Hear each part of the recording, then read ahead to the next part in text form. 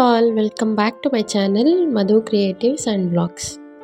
ಇದು Monday evening vlog ಆಗಿರುತ್ತೆ. So evening ಆಗಿದ್ದರಿಂದ ನನ್ನ ಹಸ್ಬೆಂಡ್ ಏನಾದರೂ ಸ್ನ್ಯಾಕ್ಸ್ ಮಾಡೋ ಮನೆಯಲ್ಲೇ ಅಂತ ಹೇಳಿದರು. ಸೊ ಅದಕ್ಕೆ ಹಾಗೆಯೇ ಬ್ರೆಡ್ ಟೋಸ್ಟನ್ನು ಮಾಡೋಣ ಅಂತ ಎಲ್ಲ ರೆಡಿ ಮಾಡ್ಕೊಳ್ತಾ ಇದ್ದೆ. ಕ್ವಿಕ್ಕಾಗಿ ಒಂದು 15 to 20 ಮಿನಿಟ್ಸ್ನಲ್ಲೇ ಮಾಡ್ಕೊಂಬಿಡ್ಬೋದು. ತರಕಾರಿಗಳಿದ್ದರೆ ತರಕಾರಿಗಳನ್ನೂ ಕೂಡ ಸಣ್ಣದಾಗಿ ಕಟ್ ಮಾಡಿಕೊಂಡು ಹಾಕ್ಕೋಬೋದು. ಇಲ್ಲ ಅಂತಂದರೆ ಬರೀ ಈರುಳ್ಳಿ ಹಾಗೆ ಟೊಮ್ಯಾಟೊನ ಕಟ್ ಮಾಡಿ ಕೂಡ ಮಾಡ್ಕೋಬೋದು. ತುಂಬಾ ಚೆನ್ನಾಗಿರುತ್ತೆ. ಟೊಮ್ಯಾಟೊ ಸ್ವಲ್ಪ ಜಾಸ್ತಿ ಹಾಕ್ಕೊಂಡ್ರೆ ಹುಳಿಯಾಗಿ ಚೆನ್ನಾಗಿರುತ್ತೆ. ಸೊ ತರಕಾರಿ ಏನೂ ಇರಲಿಲ್ಲ, ಹಾಗೆಯೇ ಪ್ಲೇನಾಗಿ ಮಾಡೋಣ ಅಂತ ಮಾಡ್ತಾಯಿದ್ದೆ.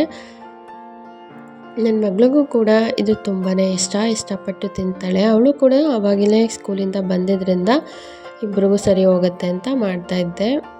ಒಂದು ಮೀಡಿಯಮ್ ಸೈಜ್ ಈರುಳ್ಳಿ ಮತ್ತು ಒಂದು ದಪ್ಪದು ಟೊಮ್ಯಾಟೊನ ಸಣ್ಣದಾಗಿ ಕಟ್ ಮಾಡಿಕೊಂಡು ಹಾಕ್ಕೊಂಡಿದ್ದೀನಿ.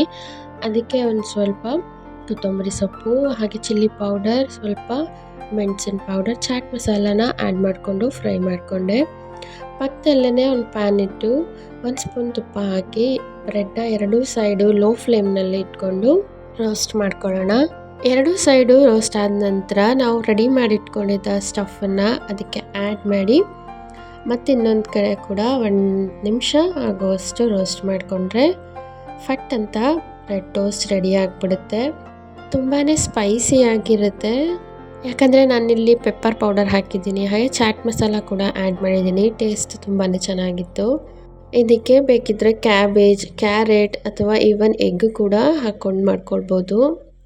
ಟೇಸ್ಟ್ ತುಂಬ ಚೆನ್ನಾಗಿ ಬರುತ್ತೆ. ಈವ್ನಿಂಗ್ ಸ್ನ್ಯಾಕ್ಸ್ಗೂ ಕೂಡ ತುಂಬಾ ಚೆನ್ನಾಗಿರುತ್ತೆ. ಕ್ವಿಕ್ಕಾಗಿ ಮಾಡ್ಕೊಂಡ್ಬಿಡ್ಬೋದು. ಇದ್ರ ಜೊತೆಗೆ ನಾನು ಸ್ವಲ್ಪ ಟೀನೂ ಕೂಡ ಮಾಡ್ಕೊಂಡಿದ್ದೆ.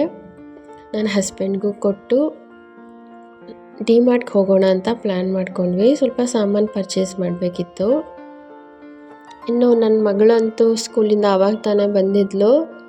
ಸ್ನ್ಯಾಕ್ಸ್ ಕೊಟ್ಟ ತಕ್ಷಣ ಅದನ್ನ ಕೇಕ್ ರೀತಿ ಕಟ್ ಮಾಡ್ತೀನಿ ಅಂತ ಆಟ ಆಡಿಕೊಂಡು ಹೇಗೋ ಆನ್ ಮಾಡ್ಕೊಂಡು ತಿಂದು. ಇನ್ನು ನಮ್ಮ ಮನೆಯಿಂದ ತುಂಬಾ ಹತ್ತಿರ ವಾಕಬಲ್ ಡಿಸ್ಟೆನ್ಸಲ್ಲೇ ಡಿಮಾರ್ಟ್ದು ಒಂದು ಔಟ್ಲೆಟ್ ಇದೆ. ಚಿಕ್ಕದೇ ಔಟ್ಲೆಟು. ನಾವು ಆನ್ಲೈನಲ್ಲೂ ಕೂಡ ಡಿಮಾರ್ಟ್ ಆ್ಯಪಲ್ಲಿ ಆರ್ಡರ್ ಮಾಡಿಕೊಂಡ್ರೆ ಇಲ್ಲಿ ಡೆಲಿವರಿ ಕೊಡ್ತಾರೆ. ಬಟ್ ಕೆಲವು ಸಾಮಾನ್ಸು ಅವೈಲೇಬಲ್ ಇದೆ, ಹಾಗಂತ ನೋಡೋಕೆ ಹೋದ್ವಿ. ತುಂಬಾ ಆಫರ್ಸ್ ನಡೀತಾ ಇತ್ತು. ಅದರಲ್ಲೂ containers, glass containers, kitchen boxes, kitchen containers ಎಲ್ಲ ಸಿಕ್ಕಾಪಟ್ಟೆ ಆಫರ್ ಇತ್ತು. ನೋಡ್ತಾ ಇದ್ದೀರಾ ಅಲ್ವಾ, 29 ರೂಪೀಸ್, 35 ರೂಪೀಸಿಗೆಲ್ಲ ಗ್ಲಾಸ್ ಕಂಟೈನರ್ಸ್ ತುಂಬಾ ಚೆನ್ನಾಗಿತ್ತು. ನಾನು ಕೂಡ ಕೆಲವನ್ನ ಪರ್ಚೇಸ್ ಮಾಡಿದೆ. ತುಂಬಾ ಆಫರ್ಸ್ ನಡೀತಾ ಇದೆ ಡಿಮಾರ್ಟಲ್ಲಿ ಇವಾಗ. ಬ್ಲ್ಯಾಂಕೆಟ್ಸ್ ಆಗಿರ್ಬೋದು, glass containers, then flower vases ಇದೆಲ್ಲ ತುಂಬಾ ಚೀಪ್ ಆ್ಯಂಡ್ ಬೆಸ್ಟ್ಗೆ ಆಫರ್ಸ್ ನಡೀತಾ ಇದೆ. ಹಾಗೆ ಕಾಫಿ ಮಗ್ಸ್ ಇದಂತೂ ನಂಗೆ ತುಂಬಾ ಇಷ್ಟ ಆಯಿತು. ನೋಡ್ತಾ ಇದ್ದೆ ಅದಕ್ಕೆ ತೊಗೊಳ್ಳೋಣ ಅಂತ. ನಿಮಗೂ ಕೂಡ ನಿಯರ್ ಬೈ ಡಿಮಾರ್ಟ್ ಇದ್ದರೆ ಹೋಗಿ ಚೆಕ್ ಮಾಡಿ, ತುಂಬ ಆಫರ್ಸ್ ನಡೀತಾ ಇದೆ. ಹಾಗೆ ಆ್ಯಪ್ನಲ್ಲೂ ಕೂಡ ನಾವು ಆರ್ಡರ್ ಮಾಡ್ಕೊಬೋದು, ಅಲ್ಲೂ ಕೂಡ ಸಿಕ್ಕಾಪಟ್ಟೆ ಆಫರ್ಸ್ ನಡೀತಾ ಇದೆ.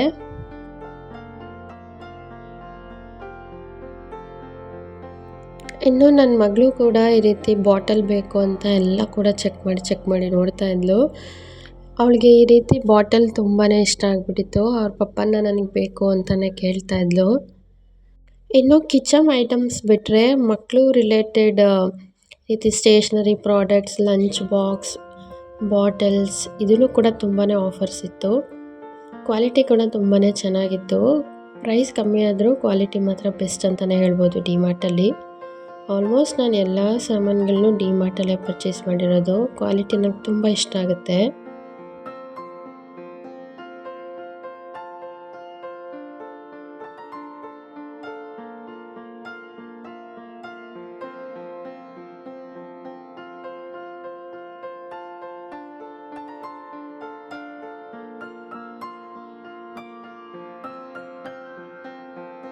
ಇನ್ನು ಪರ್ಚೇಸಿಂಗ್ ಎಲ್ಲ ಮುಗಿಸ್ಕೊಂಡು ನೈಟ್ ಡಿನ್ನರ್ಗೆ ರೆಡಿ ಮಾಡೋಣ ಅಂತ ಬಂದ್ವಿ ಬೇಗನೆ. ಬೆಂಡೆಕಾಯಿ ಇತ್ತು, ಸೊ ಚಪಾತಿ ಮಾಡಿ ಹಾಗೆ ಬೆಂಡೆಕಾಯಿ ಗೊಜ್ಜನ್ನ ಮಾಡೋಣ ಅಂತ ರೆಡಿ ಮಾಡ್ಕೊಳ್ತಾ ಇದ್ದೆ. ಬೆಂಡೆಕಾಯಿನೆಲ್ಲ ವಾಶ್ ಮಾಡಿಕೊಂಡು ಒಂದು ಬಟ್ಟೆಗೆ ಅದನ್ನೆಲ್ಲ ಹಾಕಿ ಈ ರೀತಿ ಒರೆಸ್ಕೊಂಡ್ಬಿಡ್ತೀನಿ. ಸೊ ಬೆಂಡೆಕಾಯಿನ ಹುರಿಯೋವಾಗ ಅಷ್ಟು ನೀರಿನಂಶ ಇರೋದಿಲ್ಲ, ಬೇಗನೆ ಡ್ರೈ ಆಗಿಬಿಡುತ್ತೆ. ಹಾಗೆ ಗೊಜ್ಜು ಕೂಡ ಅಷ್ಟೇ ತುಂಬಾ ಚೆನ್ನಾಗಾಗುತ್ತೆ. 10 to 15 ಮಿನಿಟ್ಸ್ ಈ ರೀತಿ ಬೆಂಡೆಕಾಯಿನ ಫ್ರೈ ಮಾಡಿಕೊಂಡು ಗೊಜ್ಜು ಅಥವಾ ಸಾಂಬಾರನ್ನ ಮಾಡೋದ್ರಿಂದ ತುಂಬಾ ಚೆನ್ನಾಗಾಗುತ್ತೆ. ಗೊಜ್ಜಿಗೆ ನಾನಿಲ್ಲಿ ಒಂದು ಜಾರಿಗೆ ಒಂದು ಈರುಳ್ಳಿ, ಹಾಗೆ ಒಂದು ಟೊಮ್ಯಾಟೊ, ಒಂದು ಸ್ವಲ್ಪ ಕೊತ್ತಂಬರಿ ಸೊಪ್ಪು, ಹಾಗೆ ಮನೆಯಲ್ಲೇ ಮಾಡಿರೋ ಖಾರದ ಪುಡಿ 1 ಸ್ಪೂನ್ ಹಾಕ್ಕೊಂಡು, ಒಂದು ಸ್ವಲ್ಪ ಬೆಳ್ಳುಳ್ಳಿ ಹಾಕ್ಕೊಂಡು ಮಸಾಲೆನ ರೆಡಿ ಮಾಡಿಕೊಂಡೆ. ಪಕ್ಕದಲ್ಲೇ ಒಂದು ಬಾಣಲಿ ಬಿಸಿಗಿಟ್ಟು ಒಂದು ಸಣ್ಣ ಈರುಳ್ಳಿನ ಕಟ್ ಮಾಡಿ ಹಾಕ್ಕೊಂಡೆ. 1 ಟೇಬಲ್ ಸ್ಪೂನ್ ಎಣ್ಣೆ ಹಾಕಿ, ನಂತರ ಮೊದಲೇ ಹುರಿದಿಟ್ಕೊಂಡಿದ್ದ ಬೆಂಡೆಕಾಯಿನ ಮತ್ತೊಂದು ಸಲ ಒಂದು 5 ನಿಮಿಷ ಫ್ರೈ ಮಾಡ್ಕೊಳ್ತೀನಿ. ಈ ರೀತಿ ಮಾಡ್ಕೊಳ್ಳೋದ್ರಿಂದ ಬೆಂಡೆಕಾಯಿ ತಿನ್ನುವಾಗ ಚೆನ್ನಾಗಿರುತ್ತೆ. ಒಂದು 5 ನಿಮಿಷ ಈ ರೀತಿ ಎಣ್ಣೆಯಲ್ಲಿ ಫ್ರೈ ಮಾಡ್ಕೊಂಡಿದ್ದ ನಂತರ ನಾವು ರುಬ್ಬಿಟ್ಕೊಂಡಿದ್ದ ಮಸಾಲೆನ ಹಾಕಿ ಒಂದು 10 to 15 ಮಿನಿಟ್ಸ್ ಬೇಯಿಸ್ಕೊಳ್ಳೋದು. ಕನ್ಸಿಸ್ಟೆನ್ಸಿನ ನೋಡಿಕೊಂಡು ನೀರು ಹಾಕ್ಕೊಳ್ಬೇಕು. ಸಾಂಬಾರು ಬೇಕು ಅಂದರೆ ಸ್ವಲ್ಪ ತೆಳು ಮಾಡ್ಕೊಳ್ಬೋದು, ಗೊಜ್ಜು ರೀತಿ ಬೇಕು ಅಂತ ಅಂದರೆ ನೀರನ್ನ ಸ್ವಲ್ಪ ಕಮ್ಮಿ ಹಾಕ್ಕೊಂಡ್ರೆ ಆಯಿತು.